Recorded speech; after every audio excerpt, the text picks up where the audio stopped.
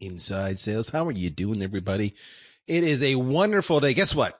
It's my first day of vacation. It really is. I rarely take vacation. I, in fact, avoid taking vacation. Not because I don't like it. It's just because I just have too much fun doing my job. So ironically, here I am on vacation on my first day, and I'm sitting at, in my basement of my house having a wonderful conversation with a killer guest you're going to meet shortly. That's what it's all about, right? What do they say? They say if you like your job, you never work a day in your life. And that's a wonderful expression. And I've had enough jobs to know when I'm working and when I'm not working, and I'm having fun. But always, I guess it gets me pondering as you start every job, you sit back and you say, is this going to be a job that I'm going to like? Will I sit back and say I'm working or I'm not? And I know, as you know, that working in sales can be, let's say it can be a challenging proposition. It can be very rewarding. The highs are high and the lows are low, right? When you're rocking it, when you're hitting your number, when you're just, closing everything in sight, you feel like you're on fire. You are invincible. And you go, this, my friend, is why I do this job. This is, I have fun. I'm talking to great people. I'm representing a great product, and I'm making a difference in people's lives. And I get to hang out with these people, and I get to problem solve with these people, and I get to help them be successful. And along the way, I get rewarded financially for my efforts. This is a good thing. But then there's the other side. And there's the other side when perhaps nobody's returning your phone calls. Nobody's responding to your emails. When you get in, you're getting shut down over and over again relentlessly. And you sit back and you say, why do I need this rejection? Why do I put myself out there? And it can often suck. Welcome to the joy of sales, right? It's true. So then I often, I sit back when I start my new jobs and I say, what will make this job different? How will I have success versus failure? And that's the big thing. How will you have success versus failure? So if you're listening to this, perhaps nod your head yes if you can relate to this, or sit back and listen and learn if you can't. I ask you, how many times have you gone into a job and said, these are the intentional tactics I shall take so that I can optimize my likelihood of success. And if I do these tactics, well, then I have done everything I possibly can. And if it does not work out, it's not for lack of effort. It's because it just wasn't meant to be. The gods are not smiling upon me. Having a plan is huge. Now, my job, my full-time job is marketing, not sales. Although anymore these days, you and I both know that line blurs and blurs and blurs, because when does marketing end and sales begin? Who really knows? But the reality is I have a plan. I go and talk to all the stakeholders. I get, their input and what they think I should be doing. I ask them, if I was doing my job in 3, 6, 12 months, what will have happened for you to say, yeah, that Darryl guy, he was a good hire. I check out the technology. I make sure I understand it. I actually give myself a 30, 60, 90, or as the classic saying goes, 100-day plan with milestones and objectives and accomplishments I need to do. I tend to over-communicate and ask way too many questions, and I do that all intentionally so that they know I'm there and I know that I'm learning, and I'm learning from them. I'm learning from my colleagues. I'm learning what they know already, what works, what doesn't work. Do you do that? When you start your job, you're a new salesperson. How do you find success? Well, that is the golden question. So what do you do when you need to get the answer to the golden question? You bring in the industry's rock star, one of the Four Horsemen himself, Anthony Iannarino, is on the line. If you don't know him, well, let's go through the usual. He is an international speaker. He is a best-selling author. He is a sales leader. He is an entrepreneur.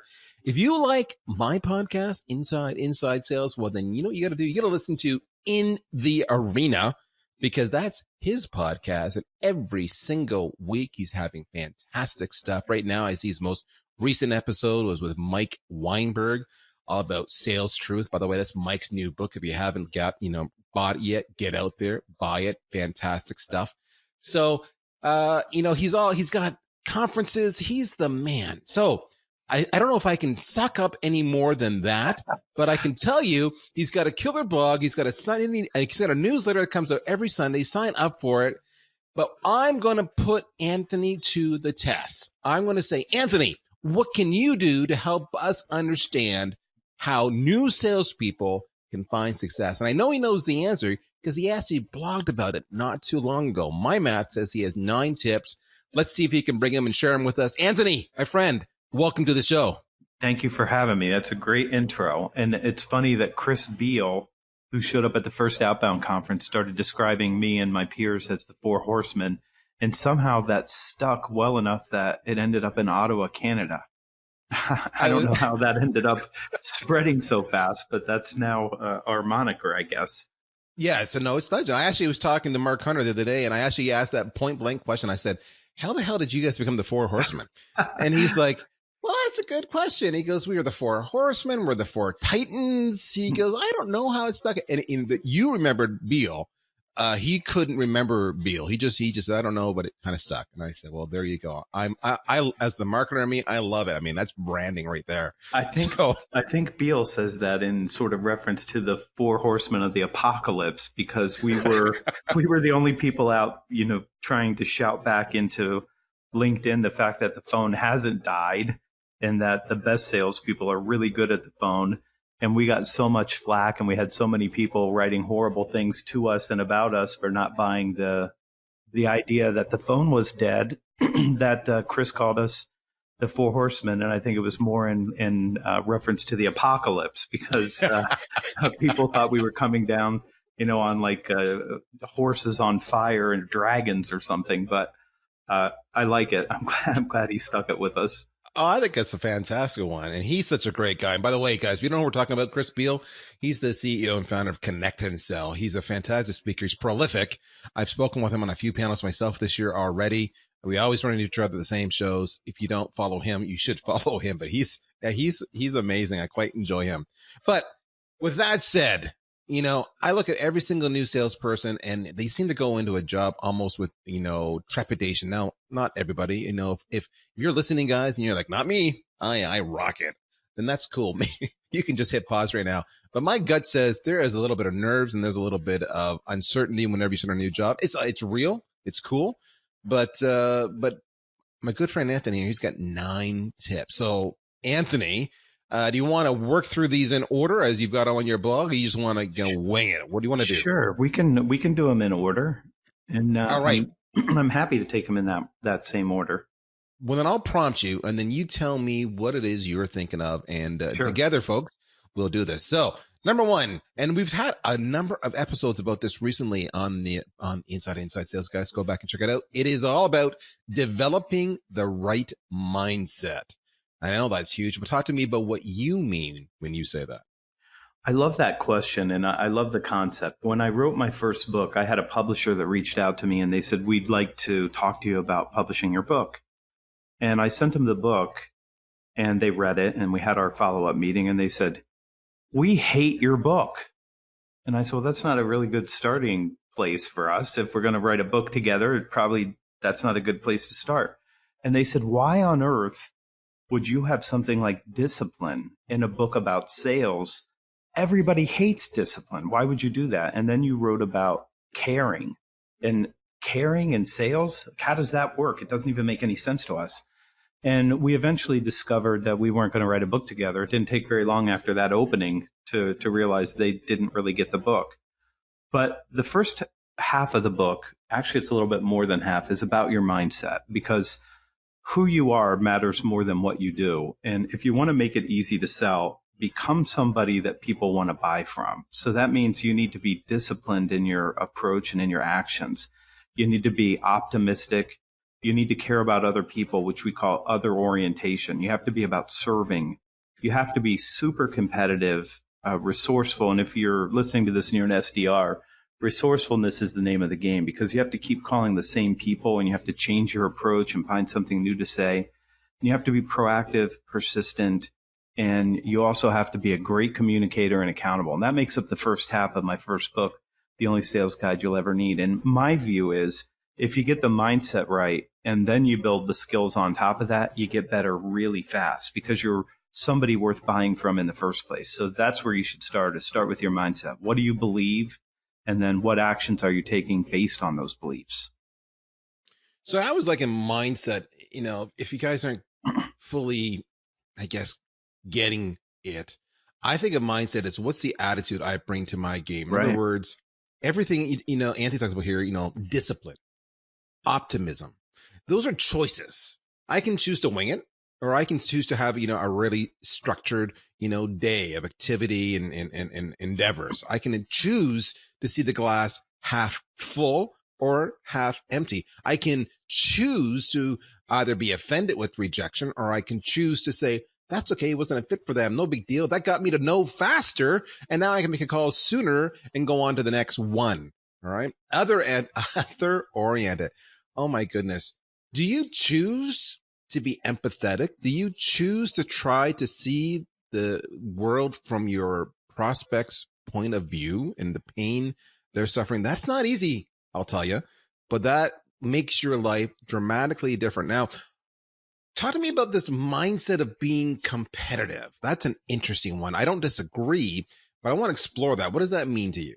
It's really interesting. We don't talk about it anymore, but it's a zero-sum game. I mean, for me, if I win the business, somebody else doesn't have that business because they lost it. And my third book is called Eat Their Lunch, and that's a book about literally taking clients away from your competition, because that's what we're doing. We're coming in and we're displacing somebody else. So you have to have the mind of a competitor, which means this is a contest. Somebody wins and everybody else loses. And so you have to bring that spirit to it and say, this is a game that's got consequences. There's going to be one winner. And it doesn't matter how well you play the game.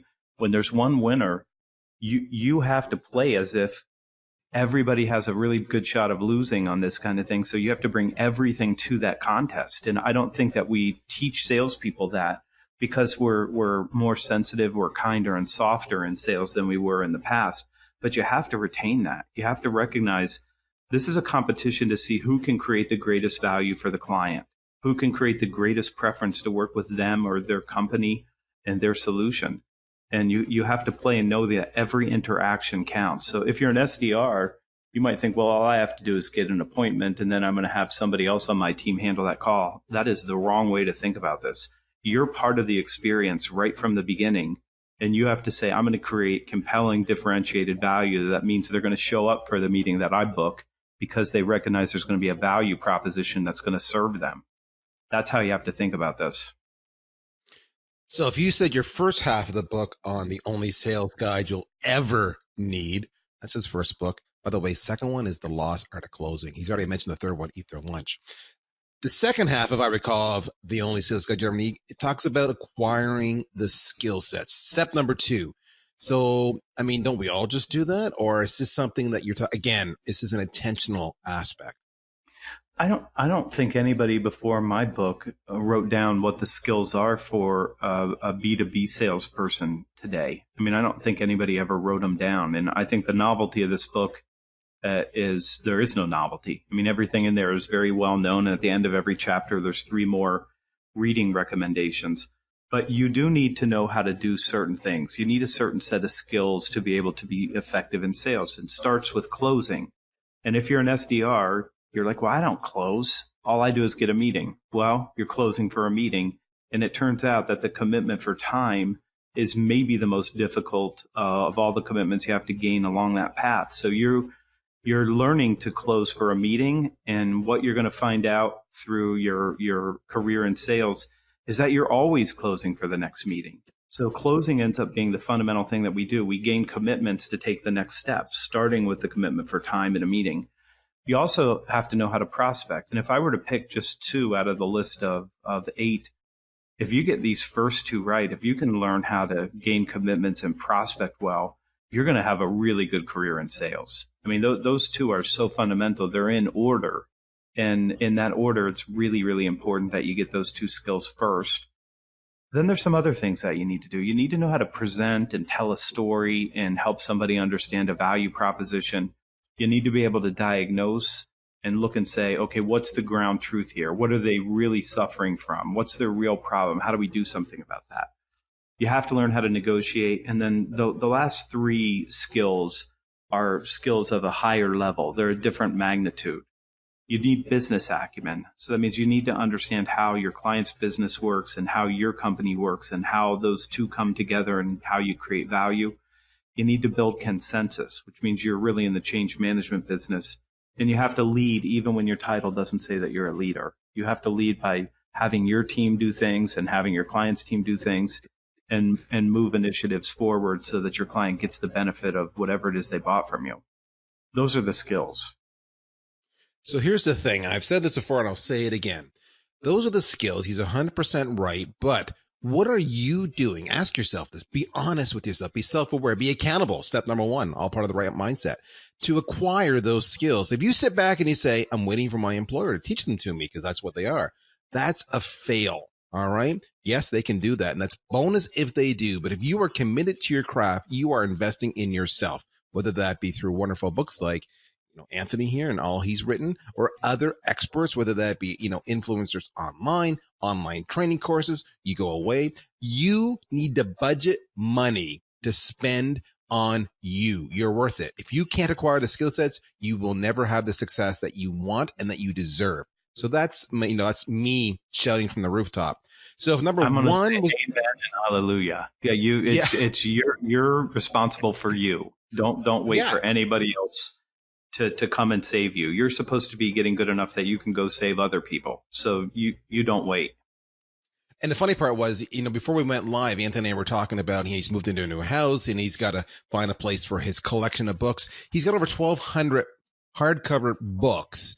And I can tell you a large percentage of those are all about how to develop your skills and make yourself better. All right. So it's not cheap, but the ROI is huge. So don't consider it an expense, consider it an investment. Number one, develop the right mindset. Number two, acquire the skill sets. Number three, and I love this bullet. I love this point.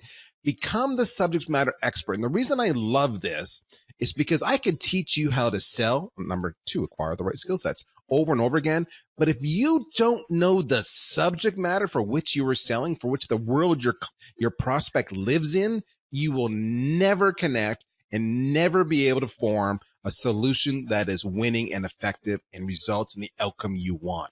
Now, that's my point of view. But Anthony, what's your take on this? Well, every salesperson will say something like, I want to be a trusted advisor, or I want to be consultative, and I want to be the person that the client turns to as a peer. Okay, so a trusted advisor is made up of exactly two parts, trust and advice. Okay, so the trust part people tend to be pretty good at. It's the advice part. Why should I take your advice? What do you know? How much experience do you have? How much are you an expert on what it is that you sell, or what I would say the intersection between your business and my business? So you need to understand my business, but you're never going to be an expert at what I do. But you do need to be an expert at that intersection where you create value for your customers. So I call this a 52% SME because I've seen so many salespeople that can't have a conversation with a client unless they have the SME with them. So then you're not the trusted advisor. You're just a person who happens to know people who knows things. You have to know things. You have to be able to say, this is the right answer for you and here's why. This is the way that you should be looking at this and here's why. So if you're not developing your subject matter expertise, if you're not becoming an expert at what you do, then you can't be a trusted advisor because you have the trust, but you're missing the advice. So you have to put a lot of effort into becoming a 52% subject matter expert, which means, look, you don't have to have all the technical know-how. You have nerds on your team that you can get with the nerds on your client's team so they can nerd out together and have that conversation that they want to have. But you have to be good enough that you can get through the first or second level conversation with people. And even as an SDR, you should be learning to develop that subject matter expertise by listening in on calls and really listening for what clients need and how your company helps them get the outcomes that they need and the reason that they buy from you in the first place. So this means, guys, that you need to really know your client's world. You got to read the same journals they read. You got to be involved in the same discussion groups they're involved in. You've got to ask a lot of pointed questions, and don't just listen so you know what to ask next. Listen to understand. If you don't know, ask them. They will gladly educate you. You take them out for coffee. You meet them at a conference, whatever it might take. Get to know their world. Candidly, it's no different than dating somebody. You date them to get to know them, and you ask the questions and you invest the time and you do the research and you talk to their friends and their family, whatever it might take. Get to know who these people are. Be the subject matter expert. We've talked about this over and over again in previous ones. This is huge. All right, Anthony, lightning round, 1 a minute. Let's do this. Step number 4, become world-class at prospecting. Talk to me. The very best salespeople create their own opportunities. It's nice to have help from marketing. It's great to have inbound, lovely to have referrals, but the best salespeople don't wait for that to happen. They pick up the phone, they call their dream client, they get a meeting, and they create new opportunities on their own. If you're world-class at prospecting, you're going to be a great rep. And so that means, guys, you need to be intentional. You need to actually book it on your calendar every single day for, certain areas that you are doing nothing but that. No distractions, no excuses. You're not saying, I'm going to spend a lot of time researching. Not to say don't research. I'm saying don't delay. You become world-class at it. And it's a skill you refine. You got to commit to the process. And I know not just the phone. I mean, I believe, Mike Weinberg's example, right? He just loves social selling, right? I'm just being cheeky there for a second. The idea, though, is that it's omni-channel, right? So you don't know where they're going to live. So you want to make sure you're hitting everything up. And by the way, on that social, to be world class at it, here's where it intersects back to number 3, but becoming a subject matter expert. How do you look right now on LinkedIn? If someone were to look at your profile, because you reached out to them in the prospecting stage, do they look at you and say, that individual seems to have a lot of posts and comments and engagement that might suggest they are a subject matter expert and therefore worthy of my time to respond to them? That's what you have to look at, because when you prospect, they're checking you out. Step number 5, improve your business acumen, which is a little different than, of course, than becoming a subject matter expert. Anthony, explain the difference and why this matters. For me, it means turning my Sirius XM radio off of Howard Stern and onto CNBC. And you have to be curious about business. And business is really very much like the TV show Game of Thrones. I mean, there's a battle going on. There's all kinds of sides being drawn. There's all kinds of relationships. You have to understand how business works, and listening to something like CNBC and reading Forbes and reading Fortune and reading Fast Company and reading Business Week and having an RSS feed full of business insights that come through, even something like an app called Quartz, where you can get the business news on a daily basis. That makes you a business person. So it's great to have sales acumen. You need to know those skills. But you're a business person. You're offering people business advice. You're trying to tell them to do something different with their business when you sell to them. So you have to be a business person. So you absolutely want to ramp up your business acumen and start listening and paying attention to how business works. I can't stress that enough. Your prospects aren't just doing these things. They're not buying your tools, your software to make their life better. They're doing it because if they make their life better, then they actually make more revenue. They make more margins. They do have more market share. They have corporate goals. Everything they do is because they've got a stated corporate goal that they need to achieve. And if they do that and they're publicly traded, the stock will go up and the company will be worth more and all the investors will be happy. If they're privately held, well, then they're taking dividends or whatnot. It's all the same. That's why they do that. If you don't understand business, the actual reason, the math behind why they do all this stuff, then you're never going to be able to connect with them. You need to understand the root cause. Step number, what are we up to? We're up to number 6 here, I guess. Let your dream clients educate you. We touched to this a few minutes ago. Talk to me, Anthony. Give me examples. When I was a kid, I got into sales because I was forced into sales. And when I started to realize I didn't know anything, my life got better. And instead of deciding that I was going to talk about me or my company, I sat down with grown-ups and I would ask them, help me understand how somebody in my role and in my industry should be creating value for you. Help me understand what I need to know to be valuable to you. And they would tell me, look, we're trying to reduce our spend in this particular area, or we're trying to get greater efficiencies in this other area. And they would say words like throughput, and I understood what it meant, but I didn't understand how they were using it in relation to their business. So I started asking people to teach me. And it turns out that if you say, help me understand your business and why you do this the way that you do, your, what I would call situational knowledge, your experience to say, some people do it this way and this is why, and other people do it this other way and this is why. You start to be able to make discernments about what advice to give based on what you can see, because you've been educated by a whole bunch of people. And listen, they love to teach you their business. People love to talk about their business and themselves. All you have to do is ask the question and they're going to take off, and you're going to leave the meeting being less ignorant than you were when you came in. And you're also going to be able to apply what you learn from them to every deal that comes after that when you're becoming a vertical expert or a subject matter expert. Step number 7 is really what we talked about already. Remember we said you got to invest in yourself. Did you hear us say that? Because we kind of said it and beat it, and I killed that idea. But now this is actually being intentional. Write a professional development plan. Well, why does that matter, Anthony? Because it's your responsibility, and you are the greatest asset you're ever going to have, and you own yourself free and clear of any obligations. So you have to decide, what do I need to learn? How do I need to grow? What's the best place for me to put my effort so that I can create greater value for other people and become more valuable to my company and to my clients and to have the life that I want to have? So you need to make a list of, what do I need to read? What do I need to study? What courses do I need to take? And you write your own professional development plan. Don't wait for your company to do it. Decide for yourself what you want. And if you do that, you will probably end up very quickly in the top 10% of not only your company, but probably the field, because most people won't put forth the effort to grow themselves and instead sit back and passively wait for somebody to do it for them. So remember, step number 1 was mindset, and part of mindset was accountability. Be accountable. So step number 7, write a professional development plan. That's you being accountable.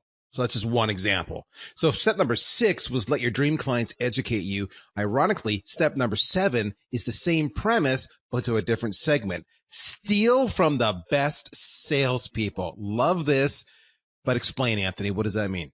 I was with Jeb Blunt, and I was talking to one of my clients, and I said, listen, I don't want you to underinvest in the result. And as much as I know you're doing your job by asking for my best price, what I'm afraid of is that you're going to take money out of the result that you're trying to get, and it doesn't make sense to do that. I don't want to let you underinvest. And Jeb was sitting next to me, and he said, man, that's good language. I'm stealing that. And that's what the best salespeople do. When you hear somebody say something that's super effective and it makes sense, you want to pick up all those talk tracks. You want to model other people's beliefs and their behaviors. If you see somebody that's super successful, that's a clue. You say, look, what are they doing? What do they believe about what they're doing? How do they approach that? Do they have good language? Do they have good behaviors? When somebody's succeeding, what you do is you try to look at their recipe and say, I'm going to follow that same recipe, because it speeds up your results. The last step, step number 9, ask your manager for coaching. And I love this. You're basically asking them to work alongside you to make you aware of what perhaps you're missing. But what's the power of that, Anthony? What's the power of actually proactively seeking assistance? You can't see your own swing. That's what they say about golfers. They have a coach because they can't see their swing, but somebody else can see it. And if you go to your manager and say, I'd like to ask you for coaching, and I'd like for you to help me find the spots where I need to do better work and start exploring new choices I could make, you're massively going to speed your growth and development. And I don't know that I have anybody who's ever come back and said their manager refused to coach them. When you go and you say, I'm interested in developing myself, and you ask somebody for help, they help you with that. And the speed of your learning curve on all of these things is simply an individual choice. How bad do you want this? How willing are you to do the work to become what it is that you want to become? And of the 3 books I wrote, I have a soft spot for The Only Sales Guide for new salespeople, because those who I had in mind. Selling is completely individual. So it's all up to you. It's 100% on your shoulders to decide how you're going to play this game and how fast you're going to get to a high level of competency. And I would use every resource available, including my manager or supervisor, to come and give me some coaching so I could get better in the areas where there's a gap in my performance. If you do that, you will find your way to the top of the stack rank a lot faster. There you have it, folks. 9 ways for the new salesperson to find fast success. Compliments, of course, of Anthony Iannarino. You can find him at thesalesblog.com. And of course, he's everywhere. Twitter, LinkedIn, public speaking. Take him anywhere you want to just for getting any one of his books. My friend, what else is going on these days? What should my audience know about you? Any final words of wisdom, sage advice, anything? Final thoughts. Yeah, the best thing that I can say, especially because this is inside sales, which, you're repeating yourself, right? I do, but I'm getting inside. You are getting sales. inside. Here's what I would say. I imagine that the people listening to this are in a role, and we're talking about new salespeople. So I would say right now, decide what it is you want. Decide what it is you want for your life. Decide what it is you want that you're going to call success, and write it down and start doing everything you can to work towards doing that. There's nothing between you and what you want except for your willingness to take action on that. But first, you have to do the hard work of deciding, what do I want my life to look like? How's this going to work for me? And then put all your effort into building that, whatever it is in your world. Success comes from knowing what it looks like, what you want. Go after it. That's the beauty of this career, is that you can make it happen with this career. I wish I had more time, Anthony. Unfortunately, we have exceeded our allocation, but like I said, guys, go to thesalesblog.com. Check out all his resources. You can carry on. Sign up for In the Arena, his podcast, so you can hear more of him all the time. In the meantime, I'm out of here. My name is Darryl Prale. I'm with VanillaSoft. Don't forget, we would love a rating, a review, any kind of sharing on the Inside Sales podcast on your favorite podcast directory. In the meantime, I'm wishing you happy selling. You guys take care. Bye-bye. Podcast directory. In the meantime, I'm wishing you happy selling. You guys